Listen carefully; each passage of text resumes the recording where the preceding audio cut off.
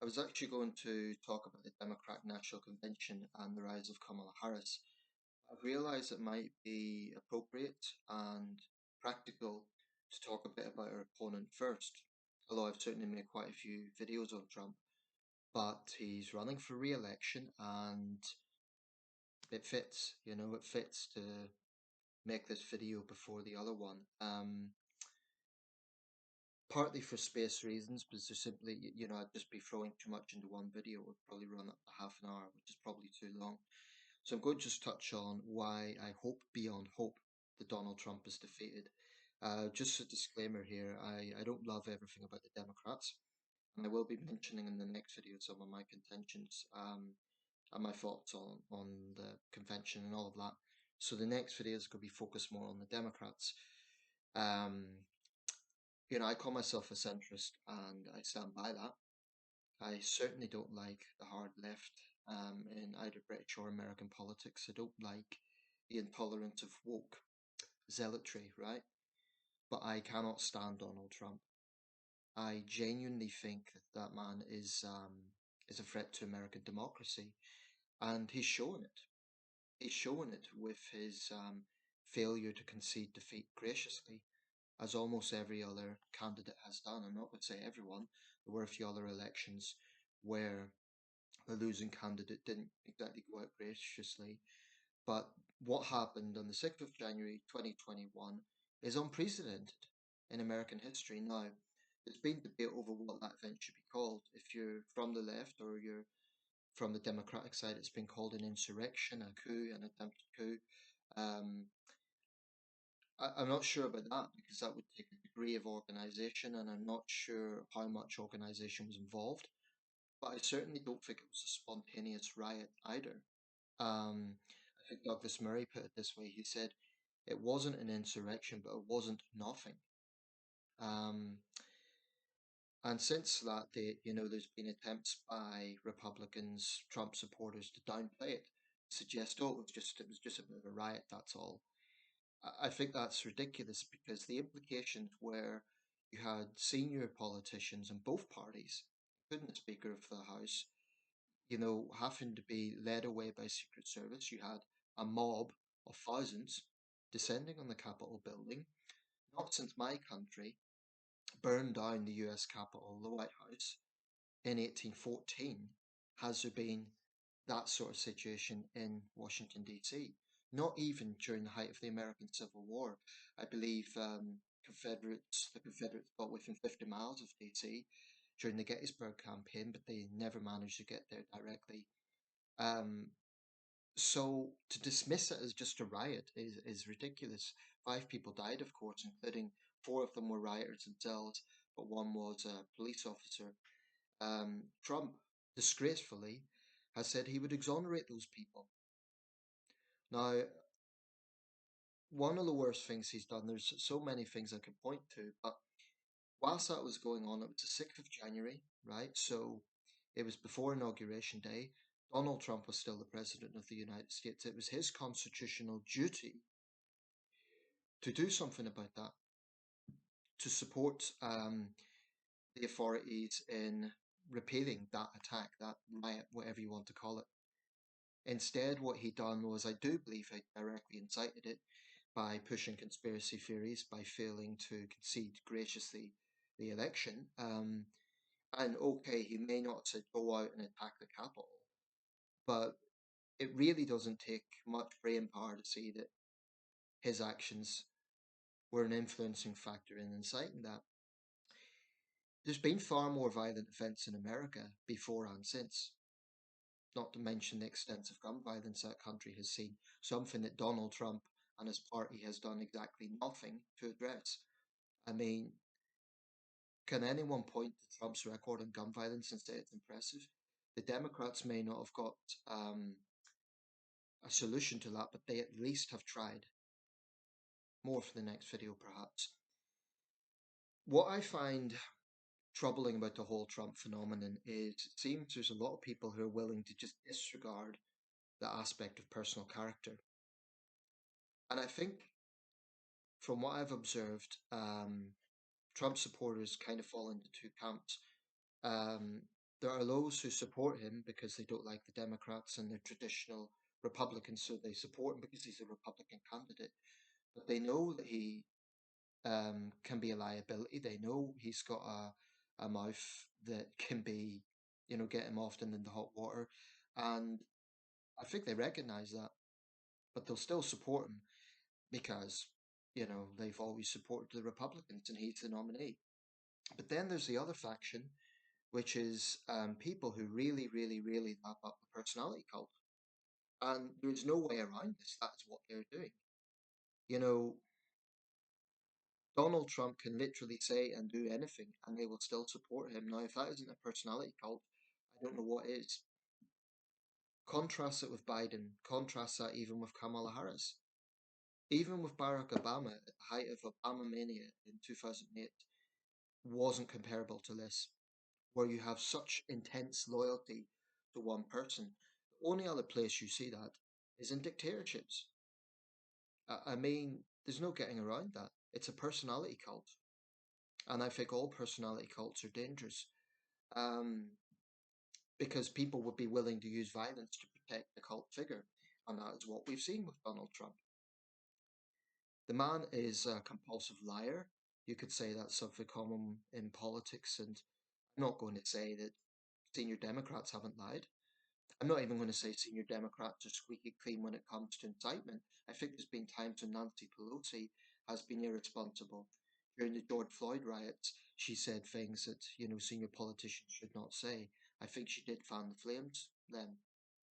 So I'm not going to say Donald Trump's the only senior American figure who has done this, but he's a former president, and he is the only former president to have done this.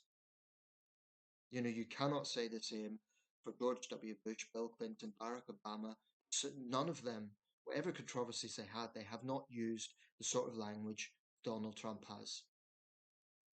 I think he has zero personal integrity. Um, when I look at Trump, I just don't see any sort of values that he has.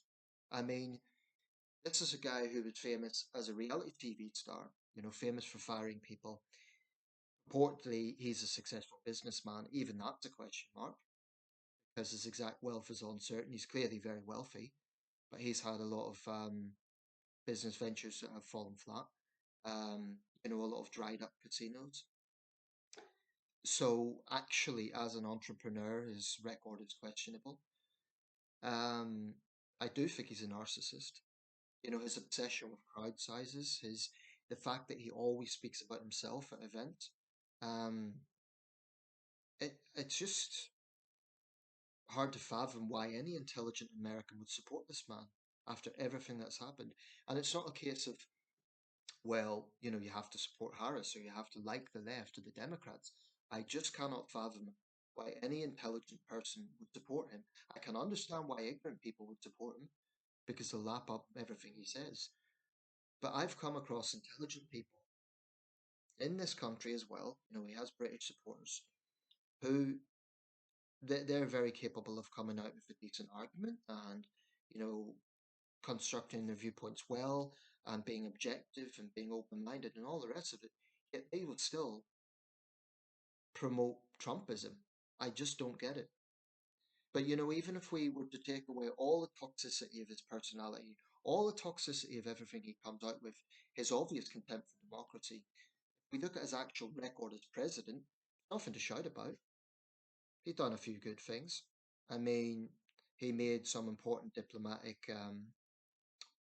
let's say, policies in the Middle East. He certainly there was a period where Israel seemed to be on a diplomatic positive path with some of its Arab neighbors. Um, he took action against Assad. I think that was welcome, although it does counter the Assad in Syria. It does counter the false narrative that Trump never got involved in a military campaign. Again, this is some of the lies Trump supporters come out with. Oh, he's the only president who never had a military campaign. Nonsense. He took military action against Assad in Syria when Assad used chemical weapons on his own people. He took action against ISIS. I think that was the right thing to do. Um, on Trump's watch, al Baghdadi was killed. Good. I mean, this was the world.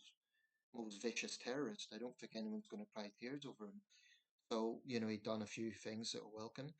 He was right to call out China and some of China's excesses, although even there, his record is mixed because as president, he talked tough on China, but he once said that the concentration camps they use for Uyghurs sounded like a good idea.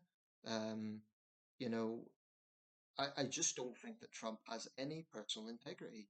Um, Keeping on foreign policy, what did he do on the day of the invasion of Ukraine during Biden's presidency, the day of the invasion? Trump said it's a genius move by Putin. A genius move by Putin? This was a public statement on the day that Ukraine's invaded. Now, what sort of message does that send out to the Ukrainian people? Trump simultaneously says he urged Putin not to do this in private. He urged him, oh, don't do it, Vlad. It's bad. Don't do it. Well, which is it? You're either urging the Russian dictator not to invade a sovereign country, or you're praising him for doing so because it's a genius move. Now, his supporters will say, oh, that wasn't against the Ukrainians, that's against Biden. But that's just the point. Donald Trump doesn't have the sense, he doesn't have the statesmanship to understand that rather than, poking using opportunities to poke at domestic rivals, he should have been coming out like any other decent American leader and supporting the Ukrainian people. Instead, he uses it as an opportunity to have a go at a domestic rival. On the very day of the invasion, I think that's disgusting. Um, I don't think Trump can be trusted when it comes to Russia at all. He claimed he will end the war in the first day of his presidency or the first week, what have you. I don't trust that for a second because what would that implicate? It implicates that what Donald Trump is proposing is to pressure the Ukrainians to basically give up a big chunk of the country, if not the whole country. Basically, give Putin what he wants. So far from being strong, Trump shows himself as a rather weak leader, an appeaser of tyrants.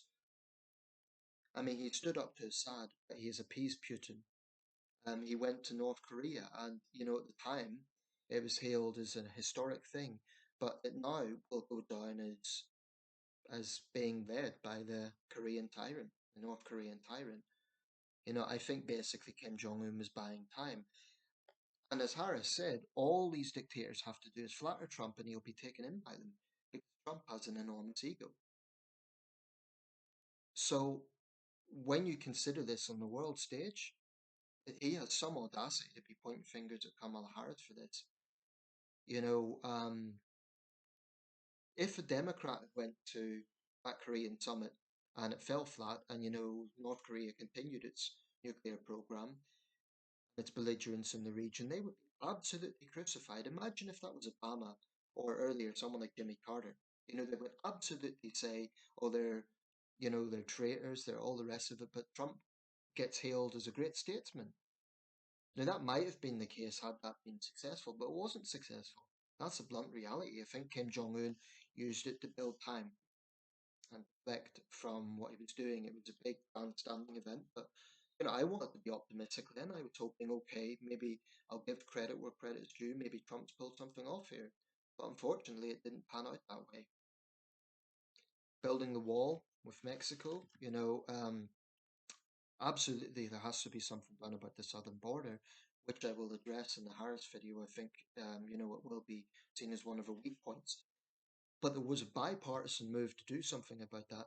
Trump's approach was to shut down the government and to threaten to do so. The Democrats were pushing for a bipartisan bill on border security. Why did Trump reject it? Because absolutely everything Donald Trump does, or a good chunk of it, is about how he will look, not about what is the right thing to do. He wanted the economy to crash on Biden's watch, not giving a damn how that would affect ordinary Americans. Why? Because it would make Biden look bad. He wanted Biden to be another Herbert Hoover, not thinking about how this would affect, ordinary Americans. So when people attack Biden and Harris for the economy, and I'm not dismissing that, there are legitimate concerns. Um, Fair enough, but this idea that Trump's the savior, I mean, look at the way he handled COVID. It took him weeks to even take it seriously. And then he blamed China, fair enough. but he didn't take it seriously. So, I mean, for whatever people say about the Biden administration, it was the Biden administration that actually took some concrete action to deal with that, introducing millions of vaccines. Of course, if you're a conspiracy theorist and an anti-vaxxer, oh yeah, Bill Gates is going to put microchips into the vaccines. If you really believe that stuff, then you'll see that in a very different way. I happen to think it was a necessary step for a deadly pandemic. When I look at some of the people that come out with their allegiance to Trump. I mean, a guy in Illinois, I've mentioned this before, BBC journalist, I think I mentioned it before, the BBC journalist, it was some sort of event, like a cultural thing. It wasn't a political rally. It was, I think it was a corn dog eating contest or something like that. It wasn't a political rally. But this guy said if Trump loses, there'll be a revolution. And when she pushed him on it, he said, we have more guns than the military does. If they try to indoctrinate us, it will be, hell to pay. I will not be indoctrinated.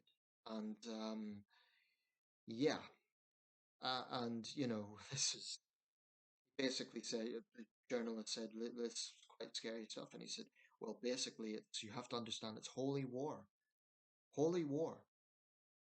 And the thing is, it would be easy to dismiss someone like that as a nut, but I think there's a disturbing number of Trump voters that really, really do think like that.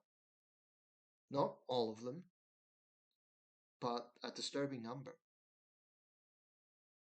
I mean, I really wonder how many Timothy McVeighs are out there in America right now planning some atrocity if Trump loses. Trump himself said, and by the way, this was before the attempted assassination, there'll be bloodshed if I lose. Now, that's incitement. And I'll just touch on the assassination attempt. It was awful. And every responsible politician in America condemned it. Joe Biden, it's the first thing he done was condemned it and called for a federal investigation. Kamala Harris condemned it. They recognise that political violence cannot be normalised in democracy, whoever it's aimed against. I don't support that. It was not helpful to democracy any more than the events of January the 6th. Um, but some of the way, the Democrats immediately condemned it. Now you have people like J.D. Vance saying they tried to kill him, talking about the Democrats, pushing a false narrative that somehow the Democrats were behind it. Well, the shooter was a registered Republican. So this is what's coming from the Republican Party these days. I'm talking a lot about Trump, but I do think there's a wider nastiness in the Republican Party. Ann Coulter, what she came out with, calling Tim Walz's son weird. Apparently, he has, I don't know if it would be learning difficulties, but he had some non communicative issues there. But, to target a 17-year-old who's emotional about his father, that wasn't even like he was making a political speech or something. She immediately deleted it. But I think there is a sort of morally nasty side of the Republican Party. And I think that decent Republicans, and there are decent Republicans, are being pushed out. Um, it's depressing to see. I've heard senior Democrats like Robert Reich say that he takes no pleasure in seeing the decline of the Republican Party because a healthy democracy needs opposition, right? So the fact that Trump has toxified this so much and he has galvanized such, I was going to say mistrust. I think mistrust comes from a lot of sources. I do think that, bias in the media doesn't help. I think CNN, for example, has shown bias. It doesn't help. But the fact that Trump has galvanized conspiracy theories, I think, is just reckless conspiracy theories, I think, is just disgraceful. The fact this man has sat down with neo Nazis and then claimed he doesn't know who they are just shows his utter lack of judgment. I honestly think that anyone can flatter Trump. Putin will flatter him, and he'll give Putin what he wants. Trump is fundamentally a weak figure. He's a thin skinned narcissist. He's a 78-year-old man who acts like a petulant teenager. No offense to teenagers. I just cannot grasp. And I haven't even touched on his criminal indictments. I mean, This is a situation we're in where someone who is now a convicted felon could theoretically once again resume the presidency of the United States. I think it's going to seriously damage America's global reputation. And what's the response going to be around the world when America lectures other countries on human rights or transparency or democracy? They'll just turn around and with some justification say, well, wait a second, you've got a criminal running your country. That is why it is so important that the Democrats win this election. I cannot stomach the idea of Trump getting back in. He's threatened to disband NATO. And the thing is, you might say, well, this is to do with countries not paying their fair share. Well, firstly, it's not a country club. It doesn't work like that. But even if you say, well, that's a legitimate argument, don't do it publicly. Don't do it so that you know it can be red meat for Putin. Raise issues with other leaders behind closed doors. Leaders do that all the time. Trump, he just can't help himself. Do whatever the hell you like. Contrast that with statements like, um, Ich bin ein Berliner, Mr. Gorbachev, tear down this wall. Trump, do whatever the hell you like. And so many excuses are made for Trump. Oh, it's taken out of context. It's taken out of context. It's just the left wing media out to get him. But there comes a point where you need to look at this man's record and say, is this really someone who deserves to be in the White House? He's a sore loser. He lost the popular vote twice, in 2016 and 2020. He only won in 2016 because of the controversial electoral college system. And by the way, I would point out that when Al Gore was on the unfavorable side of the Supreme Court decision in 2000, Democrats didn't go out and riot. This is something that Trump has galvanized, and I seriously worry about what's going to happen in November because I think Harris will probably win, but what will then happen? How will Trump's hardcore supporters react? Like Mr. This is Holy War. How's he going to react? It's honestly quite scary. I don't think there's going to be a civil war, but I think there's a real possibility of violence. So, I'm not going to pretend that I'm neutral on this at all. I cannot stomach Donald Trump. I think he is a fairly obnoxious character. When he became president, it wasn't a case of, oh, I'm a never Trumper. I said, okay, give him a chance. He might do some good things. But he has done things that no other president has done in terms of contempt for democracy, in terms of incitement, in terms of cozying up with outright neo Nazis. This is something that is unprecedented in basically among American presidents in that sense. It's just so I find it fairly depressing that he still maintains a lot of support. And like I say, I understand people being critical of the Democrats. I understand people disliking some of the divisiveness of the Democrats, the identity politics and so on.